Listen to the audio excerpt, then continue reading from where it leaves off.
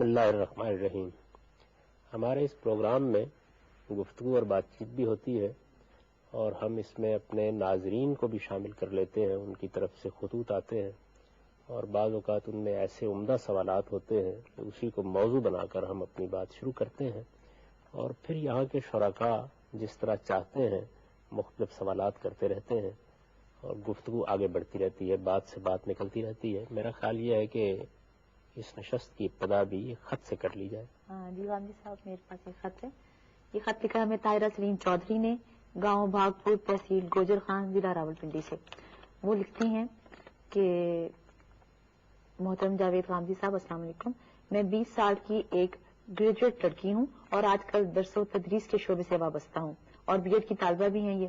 وہ کہہ رہی ہیں کہ اللہ کا شکر ہے کہ شروع سے ہی گھر میں کافی مذہبی ماحول دیکھا اور نماز کی پابندی بہت بچپن سے کر رہی ہیں وہ.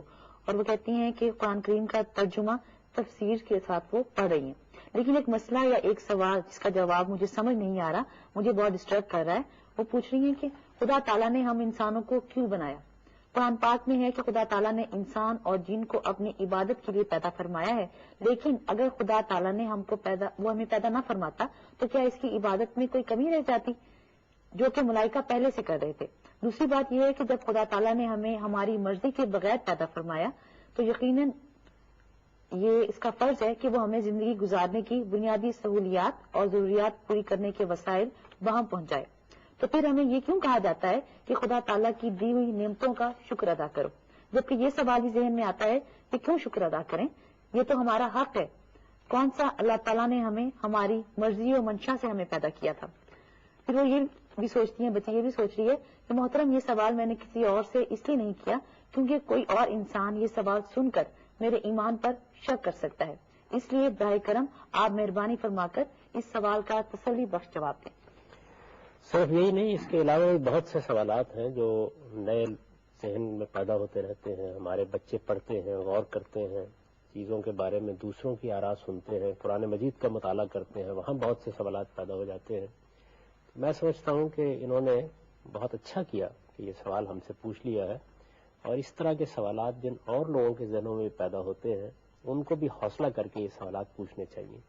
شک کے کانٹے بعض اوقات ذہن میں اگتے رہتے ہیں, اس سے ایک خارزار بن جاتا ہے. اگر ان کو ساتھ ساتھ آپ صاف کرتے رہیں تو پھر یہ ممکن ہوتا ہے کہ ذہن مطمئن بھی رہے اور جس دین کو آپ مانتے ہیں اس پر بھی آپ کا اطمینان قائم رہے. میرا احساس یہ ہے کہ نہ صرف یہ کہ ہم اس بچی کے سوال کا جواب دیں گے, بلکہ یہ چاہیں گے کہ ہمارے ہاں جو دوسرے نوجوان ہیں, سوچنے سمجھنے والے لوگ ہیں, کالجوں میں پڑھنے والے لوگ ہیں, ان کے ذہنوں میں بھی اس طرح کی جتنی چیزیں پیدا ہوتی ہیں وہ ضرور ان کو سامنے رکھیں. اور ایسا ماحول ان کو ملنا چاہیے جس میں ان کے سوالات بھی سامنے آئیں, انہیں یہ اندیشہ بھی نہ ہو کہ کوئی ان کے ایمان پہ شک کرے گا. سوال پیدا ہونے سے ایمان میں کوئی فرق نہیں پیدا ہوتا ہے. سوال تو اصل میں آدمی اس لیے کرتا ہے تاکہ وہ اپنے ایمان کو مزید محکم کرے, جو چیز اس کے ذہن میں اضطراب پیدا کر رہی ہے اس کو دور کرنے کی کوشش کرے. تو اس لیے سوال کرنے سے ہمیشہ ایمان میں اضافہ ہوتا ہے, کیونکہ آدمی سوچتا ہے, غور کرتا ہے. اس کا مطلب یہ ہے کہ اس کا ایمان ایک شعوری چیز بن رہا ہے, یعنی وہ چیزوں کو سوچ سمجھ کر ماننے کا طریقہ اختیار کر رہا ہے. اس سے اور پختگی پیدا ہوتی ہے. انہوں نے جو پہلی بات پوچھی ہے کہ اللہ تعالیٰ نے ہم کو کیوں پیدا کیا, پہلی بات یہ سمجھ لینی چاہیے کہ اللہ تعالیٰ اس کائنات میں ایک ایسی ہستی ہے جن کے اندر بہت سے اوصاف و صفات ہیں. قرآن مجید نے ان اوصاف اور صفات سے ہمارا تعارف کرایا ہے. اگر آپ اللہ تعالیٰ کی ذات کو سمجھنا چاہیں تو اس کے لیے تو ہمارے پاس کوئی ذریعہ نہیں ہے کہ ہم یہ جان سکیں کہ اس کی ذات کیسی ہے, اور اس لیے بھی ہم اس کو نہیں سمجھ سکتے کہ انسان کے علم کی حد یہ ہے کہ وہ جن چیزوں کو اپنی اس دنیا میں پاتا ہے انہی سے کچھ مماثل چیزوں کو سمجھ سکتا ہے. اللہ تعالیٰ کی ذات کی کوئی چیز چونکہ یہاں موجود نہیں ہے, نہ ہمارے اندر موجود ہے, نہ مادی کائنات میں موجود ہے, اس لیے اس کو سمجھنا تو ہمارے لیے ممکن نہیں. لیکن اللہ تعالیٰ کی صفات کا کچھ پرتو کائنات میں بھی ہے, کچھ انسان کی ذات میں بھی ہے, اس لیے ان کو سمجھنا انسان کے لیے آسان ہو جاتا ہے. تو اللہ تعالیٰ نہایت رحم کرنے والے ہیں, نہایت کرم فرمانے والے ہیں, اور بے پناہ تخلیقی صلاحیت اپنے اندر رکھتے ہیں. یعنی ان کی جو تخلیقی فعالیت ہے وہ آخری درجے میں غیر معمولی ہے. ہمارے وجود کی تخلیق, اس پوری کائنات کی تخلیق اصل میں اللہ تعالیٰ کی اسی تخلیقی فعالیت کا ظہور ہے. یعنی انہوں نے یہ فیصلہ کیا کہ وہ ایسی مخلوقات بنائیں جن مخلوقات میں سے ایک مخلوق کو وہ ابدی زندگی دے دیں. یہ فیصلہ اس انسان کے بارے میں کیا گیا. ایسی زندگی دے دے، یعنی اللہ تعالیٰ ہمیشہ سے ہیں، اللہ تعالیٰ ہمیشہ رہیں گے. انسان ہمیشہ سے نہیں ہے، کوئی مخلوق بھی ہمیشہ سے نہیں ہے، لیکن انسان کے بارے میں اللہ تعالیٰ نے یہ فیصلہ کیا کہ میں ایک ایسی مخلوق بناؤں گا جو ابدی طور پر اس دنیا میں رہے گی، ہمیشہ کے لیے اس دنیا میں رہے گی. یہ کوئی معمولی درجے کی نعمت نہیں ہے جس کو دینے کا فیصلہ کر لیا. اور انسان نے اللہ تعالیٰ کے اس فیصلے کو بڑی خوش دلی کے ساتھ قبول کیا. یعنی آپ اندازہ کیجئے کہ ہر انسان دنیا میں آنے کے بعد یہ قدرت رکھتا ہے کہ وہ جب چاہے اپنے آپ کو موت کے حوالے کر دے، لیکن ہم زندگی سے بے پناہ محبت رکھتے ہیں، کسی حال میں اس کو ختم ہونے نہیں دینا چاہتے. زندگی اور زندگی کے لوازم کے معاملے میں ہمارا تعلق خاطر اتنا غیر معمولی ہے کہ آدمی جس وقت دنیا سے رخصت ہونے کے قریب ہوتا ہے اس وقت بھی اس کی خواہش یہی ہوتی ہے کہ کوئی ایسی صورت نکل آئے کہ میری زندگی ختم نہ ہو. تو زندگی کی حقیقتیں، انسان کا شعور، یہ ایک بے پناہ نعمت ہے جو انسان کو دی گئی ہے. یعنی آدمی اگر غور کرے تو بغیر کسی تقاضے کے، انہوں نے یہ لکھا ہے نا کہ ہم نے تو نہیں چاہا تھا، ہمارے چاہے بغیر ہمیں ایک وجود بخشا گیا، ہماری خواہش کے بغیر ہمیں زندگی دے دی گئی، اور پھر یہ وعدہ کیا گیا کہ یہ زندگی ابدی زندگی ہوگی، ہمیشہ کی زندگی ہوگی. اس ہمیشہ کی زندگی کے لیے اللہ تعالیٰ نے جس مخلوق کو پیدا کیا ہے وہ اس کا شکر کیوں ادا نہ کرے؟ یعنی کچھ نہیں مانگا تھا، کچھ نہیں چاہا تھا، کوئی کام نہیں کیا تھا جس کا یہ صلہ ملنے والا ہے. اللہ نے ایک فیصلہ کیا اور اس فیصلے کے تحت ایک ایسی مخلوق بنا دی کہ جو مخلوق ہمیشہ ہمیشہ کے لیے زندہ رہے گی. اس کو ایک بہت چھوٹے سے امتحان سے گزارا. یعنی یہ طریقہ اختیار کیا کہ دنیا کو دو حصوں میں تقسیم کر دیا، یا یوں سمجھیے کہ جو عالم اس نے بنایا اس کو دو حصوں میں تقسیم کر دیا. اس کا ایک حصہ وہ ہے جس سے ہم اس وقت گزر رہے ہیں. یہ نہایت مختصر ہے، 60 سال 70 سال 100 سال اتنا ہم اس میں جیتے ہیں. اس کو امتحان کے لیے بنا دیا اور یہ چاہا کہ انسان امتحان میں کامیاب ہو کر اپنے استحقاق کی بنیاد پر وہ ابدی زندگی حاصل کرے، جس کو سیدنا مسیح علیہ السلام انجیل میں کہتے ہیں کہ وہ خدا کی ابدی بادشاہی ہے. یعنی اس میں انسان کو وہ کچھ ملنے والا ہے جس کا وہ یہاں تصور نہیں کر سکتا. تو زندگی میں نہیں چاہتا، کیا فی الواقع یہی ہے؟ جینا نہیں چاہتا، کیا فی الواقع یہی ہے؟ حیات ابدی کا خواہاں نہیں ہوں، کیا فی الواقع یہی ہے؟ یہ سب میرے اندر موجود ہے، میں یہ چاہتا ہوں اور مجھے یہ ایک نعمت کے طور پر حاصل ہوا ہے. کسی مخلوق کو وجود مل جائے، شعور مل جائے، احساس مل جائے اور پھر اس کے بعد ابدی زندگی کا وعدہ اسے حاصل ہو جائے، اس سے بڑی کیا چیز ہو سکتی ہے؟ اس مختصر سی زندگی میں جس میں امتحان کیا گیا ہے، اللہ تعالیٰ نے وہ بات فرمائی ہے جس کا انہوں نے حوالہ دیا ہے کہ میں نے جنوں اور انسانوں کو اس دنیا میں اس لیے بھیجا ہے کہ وہ میرے بندے بن کر رہے. عبادت ہمارے یہاں اصل میں ایک خاص اصطلاح بن گئی ہے، اس لیے اس کا مفہوم بعض اوقات لوگوں پر واضح نہیں ہوتا. جو بات قرآن کی اس آیت میں کہی گئی ہے وہ یہ ہے کہ میں نے تمہیں اس لیے پیدا کیا ہے کہ تم میرے بندے بن کر رہو. یعنی اس احساس کے ساتھ جیو کہ ہمارا ایک پروردگار ہے، ہمیں اس کے سامنے جواب دہ ہونا ہے. یہ احساس بندگی ہے اور یہ بندگی کا شعور ہے جس کے ساتھ انسان کو دنیا میں زندگی بسر کرنی ہے. یہ بات اس آیت میں کہی گئی ہے. اور یہ کیوں کہی گئی ہے؟ اس لیے کہی گئی ہے کہ یہی حقیقت ہے. یعنی جب میں فی الواقع یہ خالق کی مخلوق ہوں، جب وہ میرا مالک ہے اور میں اس کا بندہ ہوں، تو پھر میں اگر بندگی کے شعور کے ساتھ نہیں جیتا تو میں اپنے وجود کی نفی کرتا ہوں، اپنی حقیقت کی نفی کرتا ہوں، اور پھر میں گویا اپنی ذات کے ساتھ برسر جنگ ہو جاتا ہوں. اس لیے کہ جب آپ حقیقت کے خلاف کوئی اقدام کرتے ہیں تو اپنی ذات کے خلاف برسر جنگ ہو جاتے ہیں. تو اللہ تعالیٰ نے اس ابدی زندگی میں مجھے داخل کرنے کے لیے اس امتحان سے گزارنے کا فیصلہ کیا، اور اس امتحان میں مجھ سے کچھ نہیں چاہا سوائے اس کے کہ جو میری حقیقت ہے میں اس کو مان کر زندگی بسر کروں. میری حقیقت کیا ہے؟ میں اس کا بندہ ہوں. جب میں اس کے بندے کی حیثیت سے زندگی بسر کرتا ہوں تو یہی چیز ہے جس کو قرآن اپنی اصطلاح میں عبادت کہتا ہے. اس عبادت کا ایک ظہور ہے جس کو ہم پرستش کی صورت میں دیکھتے ہیں. یعنی میں اپنے پروردگار کو یاد کرتا ہوں، میں اس کی تسبیح کرتا ہوں، میں اس کی حمد کرتا ہوں، میں اس کے سامنے سجدہ ریز ہو جاتا ہوں، میں اس کے سامنے رکوع کرتا ہوں. یہ اس پوری بندگی کا ایک ظہور ہے. ورنہ تو اصل میں میرا یہ احساس، میرا یہ شعور کہ میں اپنے پروردگار کے بندے کی حیثیت سے یہاں جیوں گا اور یہ پوری کوشش کروں گا کہ اپنے آپ کو اس کا بندہ بنا کر رکھوں. یہی عبادت ہے اور یہی مجھ سے چاہا گیا ہے. یعنی اللہ تعالیٰ کا جو مطالبہ اس آیت میں بیان ہوا ہے وہ ایک مختصر سے تعبیر ہے عبادت کی، جس میں بیان کر دیا گیا ہے اصل میں اس سے مقصود یہ ہے کہ میں خدا کا بندہ بن کر رہوں اور بندگی کے شعور کے ساتھ جیوں. یہ میری حقیقت ہے. یوں سمجھیے کہ جیسے میرے سامنے اگر کوئی ایک گلاس پڑا ہوا ہے تو یہ اپنے آپ کو اگر میز سمجھنا شروع کر دے تو یہ حقیقت سے گریز ہوگا. میں جب اپنے آپ کو بندہ سمجھ کے زندگی بسر کرتا ہوں تو میں حقیقت کا اعتراف کر رہا ہوتا ہوں. جب میں اپنے آپ کو بندے کی بجائے خدا سمجھنے لگ جاتا ہوں تو ظاہر ہے اس سے میرے رویے میں، میری نفسیات میں، میرے طرز عمل میں تبدیلی آنی شروع ہو جاتی ہے. پھر میں دوسروں کے مقابلے میں سرکش ہوں گا، میں زمین پر فساد برپا کروں گا اور میں دوسروں کے لیے تعدی، زیادتی اور ظلم کا ایک ذریعہ بن جاؤں گا. جس وقت میں یہ محسوس کرتا ہوں کہ میں بندہ ہوں، مجھے بندے کی حیثیت سے جینا ہے، بندے کی حیثیت سے ایک دن اپنے پروردگار کے سامنے جواب دہ ہونا ہے، تو وہ صحیح جگہ ہے جس کو میں دریافت کر لیتا ہوں. اللہ تعالیٰ نے جب یہ کہا کہ میں نے جنوں اور انسانوں کو اس لیے پیدا کیا کہ وہ میرے بندے بن کر رہے، تو اصل میں ان سے یہ تقاضا کیا، یعنی یہ کوئی نادر تقاضا نہیں، یہ تقاضا کیا کہ جو وہ ہے وہ بن کر رہے، یعنی جو ان کو وجود بخشتے وقت حیثیت دی گئی ہے اس سے مختلف کوئی کام نہ کرے، وہی بن کر رہے. یعنی اگر آپ نے ایک چیز کو انسان بنایا ہے تو وہ انسان بن کر رہے، فرشتہ بنایا تو فرشتہ بن کر رہے. تو انسان کی حیثیت سے جب اللہ نے ہمیں پیدا کیا تو کیا بنا کے پیدا کیا؟ اپنے بندے کی حیثیت سے پیدا کیا. جب میں بندگی کرتا ہوں یا بندگی کا اعتراف کرتا ہوں یا بندگی کے شعور کے ساتھ جیتا ہوں یا بندگی میں اپنے شب و روز بسر کرتا ہوں تو میں کچھ بھی زائد نہیں کرتا، میں اصل میں اپنی حقیقت کے شعور کے ساتھ جیتا ہوں، جو میں ہوں اس کے مطابق زندگی بسر کرتا ہوں.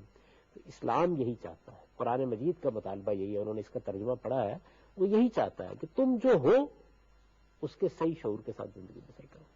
اگر تم بندے کے علاوہ کچھ ہو، اس سے مختلف کوئی چیز ہو تو فیصلہ کر لو. اللہ تمہیں یہ بتا رہا ہے کہ تم میرے بندے ہو اور جب میرے بندے ہو تو تمہیں میرا بندہ ہی بن کر دنیا میں جینا چاہیے. انہوں نے کہا ہے کہ میں ان تمام نعمتوں کے اوپر اللہ کا شکر کیوں ادا کروں؟ اس لیے کہ مجھ سے پوچھ کر تو یہ مجھ کو دی نہیں گئی. یعنی اگر یہ مجھ سے پوچھ کر دی جاتی یا میرے مطالبے پر دی جاتی تو پھر تو شاید اتنا زیادہ شکر کا موقع نہ ہوتا. مجھے تو یہ بے مزد ملی ہے، مفت ملی ہے، میں نے نہیں چاہا تھا اور مل گئی. مجھ سے کوئی مطالبت میں خدا کی بارگاہ میں نہیں گیا تھا، لیکن اس نے مجھے زندگی دی، مجھے شعور دیا، مجھے رشتے دیے، مجھے تعلق خاطر دیا اور پھر مجھے ابدی زندگی کی بشارت دی. یعنی یہ بتایا کہ تم ہمیشہ کے لیے رہو گے. رہ گئی یہ بات کہ اس نے ہمارے لیے یہاں سہولتوں کا کیا بندوبست کیا. تو تمام سہولتیں جتنی بھی انسان کو میسر ہو سکتی تھیں وہ سب اس زمین کے اندر ودیعت کر دی گئی. قرآن مجید اس کو کہتا ہے کہ ہم نے جب اس پوری کائنات کو بنایا تو سوال للسائلین، یعنی جتنی ضرورتیں بھی موجود ہیں وہ سب کی سب انسان کے لیے فراہم کر دی. ابھی دیکھیے کیا ہوا ہے، پچھلے 200 سال میں انسان نے اتنے خزانے دریافت کر لیے ہیں اس کائنات کے اندر سے کہ جس کا پہلے کوئی احساس ہی نہیں کر سکتا. مادی علوم پر تحقیق کے نتیجے میں ایسی عجیب و غریب چیزیں ہمارے سامنے آ گئی ہیں، ایسے ایسے تصرفات و عجائب سامنے آ گئے ہیں، اتنے قوانین انسان نے دریافت کر لیے ہیں کہ کچھ نعمتیں تو وہ تھی جو خدا نے دی تھی، کچھ نعمتیں وہ تھی جو اس کی دی ہوئی عقل کے ذریعے سے ہم نے خود اپنے لیے پیدا کرنا شروع کر دی. اور آج کتنی سہولتیں ہیں جن کا آج سے 150 سال پہلے انسان تصور نہیں کر سکتا تھا، جو آج ہم کو حاصل ہو گئی ہے. یہ سب خدا نے دی ہے، لیکن چونکہ دنیا امتحان کے لیے بنائی ہے اس لیے ایسا نہیں کیا کہ ہر شخص کو اس نے گھر پہنچا کے یہ سب چیزیں دے دی ہیں. اس کے ساتھ ایک اسباب کی دنیا وابستہ کر دی ہے تاکہ انسان محنت کرے، جدوجہد کرے، باہر نکلے. پھر اس میں کچھ فرق بھی رکھا ہے، کسی کو کم دیا، کسی کو زیادہ دیا، اس لیے کہ اس کے بغیر امتحان ہو نہیں سکتا تھا. تو زندگی کی حقیقت کو سمجھ لینا چاہیے. اگر میں اپنی بات کا خلاصہ کروں تو 3 مختصر نکات میں آپ اس کو بیان کر سکتے ہیں. یعنی پروردگار نے جب اپنی تخلیقی فعالیت کا ظہور چاہا اور بے پناہ رحمت کے تقاضے سے یہ چاہا کہ وہ ایک ایسی مخلوق بنائے جس کو ابدی زندگی دے، تو اس نے انسان بنا دیا. اور انسان سے جب یہ مطالبہ کیا کہ وہ اس کا بندہ بن کر رہے تو حقیقت میں کوئی ایسی زائد بات نہیں کہی یا نہیں چاہی، بلکہ وہی چاہا جو انسان کی حقیقت ہے. اور اس سے یہ مطالبہ کیا کہ جو کچھ وہ ہے وہی اس کو بن کے رہنا چاہیے. اور اس کے لیے زندگی کی تمام نعمتیں اور تمام سہولتیں زمین کے اندر رکھ دیں، لیکن چونکہ دنیا امتحان کے لیے بنائی اس لیے اس کو میری محنت، میری جدوجہد کے ساتھ وابستہ کر دیا. اس میں فرق رکھا، کسی کو کم دیا، کسی کو زیادہ دیا، اس لیے کہ امتحان کیا جا سکے. وہ آنے والی زندگی ہے جس میں جو کچھ ہم کریں گے اس کا ٹھیک ٹھیک صلاح ہم کو مل جائے گا. تو اس دنیا کو، موجودہ زندگی کو آپ اس سے ملا کر سمجھیں گے تو تب یہ سمجھ میں آئے گی. اگر اس کو الگ کر کے سمجھیں گے تو پھر سمجھ میں نہیں. لیکن اس میں ایک ذرا سی تشنگی یہ رہ گئی کہ یہ تو جو نعمتیں ملتی ہیں ان کا شکر ادا کرنا چاہیے، بڑی خوشیاں ملتی ہیں زندگی میں، لیکن بہت سے دکھ ایسے ملتے ہیں جیسے والدین کی جدائی، بہن بھائیوں کی، بعض دفعہ اولاد کا دکھ دیکھنا پڑتا ہے، خونی رشتوں کی وفات جو ہوتی ہے، اس طرح سے انسان اتنی زیادہ تکلیفوں سے بھی گزر جاتا ہے. اس وقت یہ سوچتا ہے کہ میری پیدائش میری ذاتی خواہش سے تو نہیں ہوئی اور میں اتنے دکھوں کا سامنا کر رہا ہوں، اتنی تکالیف کا سامنا کر رہا ہوں. اس کے بارے میں آپ کیا کہتے ہیں؟ میں نے آپ کی خدمت میں عرض کیا نا کہ اگر تو زندگی کو آپ دیکھیں گے اس 60-70 سال کے اندر تو پھر تو یہ ساری چیزیں المیہ بن جائیں گی، لیکن اس کو ملا کر دیکھیے اس ابدی زندگی کے ساتھ. یعنی اس دنیا میں انسان کو آپ دیکھیں کہ اس کو 10-20 سال ملنے ہوتے ہیں جن میں وہ اپنی محنت کا بعض اوقات صلہ پاتا ہے. یہاں اس کے لیے محنت کرتا ہے، جدوجہد کرتا ہے، تعلیم حاصل کرتا ہے، والدین اپنی ساری قوت صرف کر دیتے ہیں. بہت کچھ محنت کرنے کے بعد کہیں 35-40 سال کی عمر میں وہ کمانے کھانے کے قابل ہوتا ہے. تو ایک بڑے مختصر مستقبل کے لیے 10 سال 20 سال 30 سال کا مستقبل، اس کے لیے اتنی محنت کرتا ہے انسان. اگر اس کو یہ بات معلوم ہو جائے کہ ایک ابدی زندگی ہے، یعنی ابدی کا لفظ بہت چھوٹا سا ہے لیکن ذرا اس کے بانی پر آپ غور کیجیے کیا چیز ہے، تو پھر اس کے بعد یہ جو تکلیفیں اور یہ جو مصیبتیں یہ بےمانی ہو جاتی ہیں. یہ بالکل ایسے ہی ہے کہ جیسے تھوڑی دیر کے لیے کوئی آدمی یہاں سے امریکہ اور برطانیہ چلا گیا، اس سے زیادہ تو کچھ نہیں. یعنی والدین دنیا سے رخصت ہو گئے، بچہ دنیا سے رخصت ہو گیا، اور کوئی اس طرح کا صدمہ پہنچ گیا، آپ کو کچھ غربت دیکھنا پڑ گئی، بیماری دیکھنا پڑ گئی، کسی تکلیف میں مبتلا ہو گئے. لیکن یہ اس کا عرصہ کتنا ہے؟ یعنی یہ بڑا مختصر عرصہ ہے جس کے بعد ایک ابدی آپ کو صلہ ملنے والا ہے. فرق صرف یہ ہے کہ کسی کو وہ نعمت دے کے آزما رہا ہے اور کسی کو اس تکلیف سے گزار کے آزما رہا ہے. امتحان اس کے بغیر ہو نہیں سکتا تھا. یعنی اگر امتحان کی ایک ہی نوعیت یہاں قائم کر دی جاتی تو سارے انسانوں کے لیے یہ ناموزوں ہوتا. امتحان کو بڑا وسیع کر دیا گیا ہے.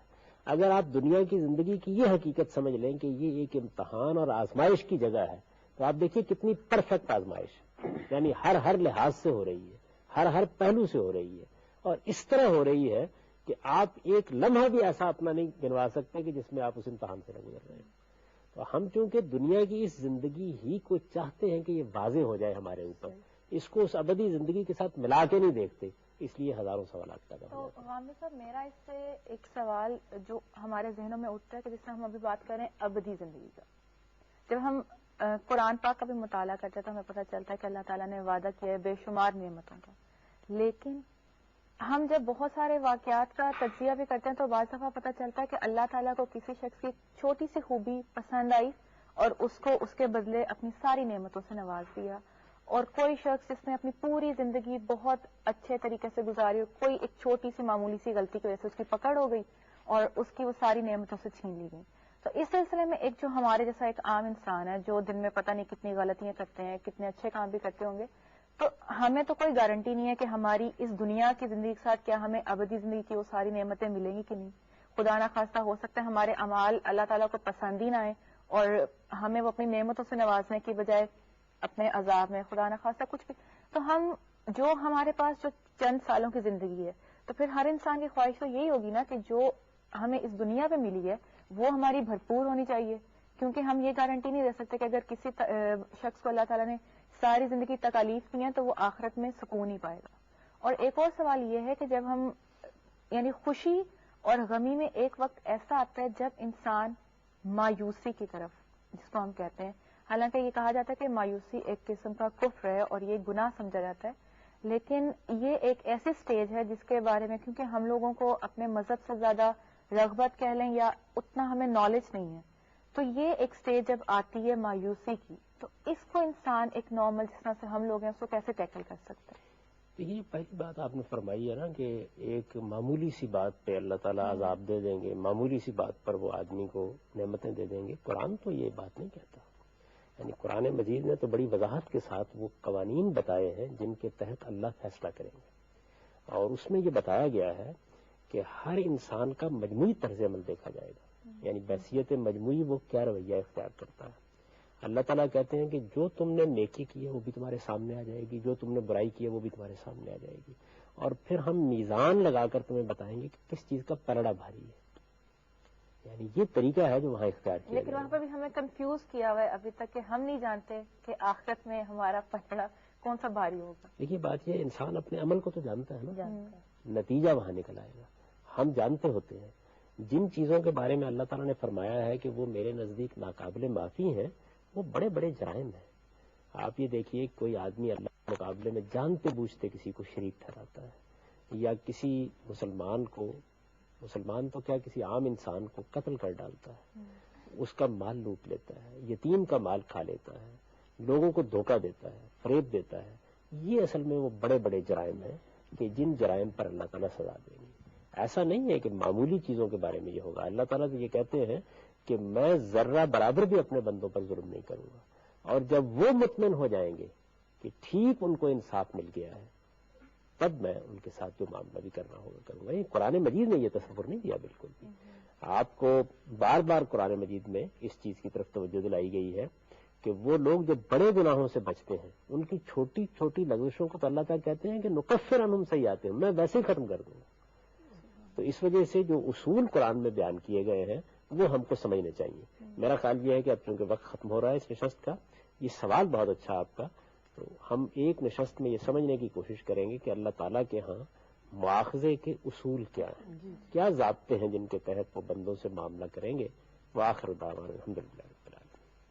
خطوط کے ذریعے اپنے سوالات بھیجنا چاہیں تو اس کے لیے میں آپ کو پوسٹل ایڈریس بتا دیتی ہوں. انچارج پروگرام مکالمہ, Pakistan television centre, 21 Mahmood Ghaznavi road, Lahore.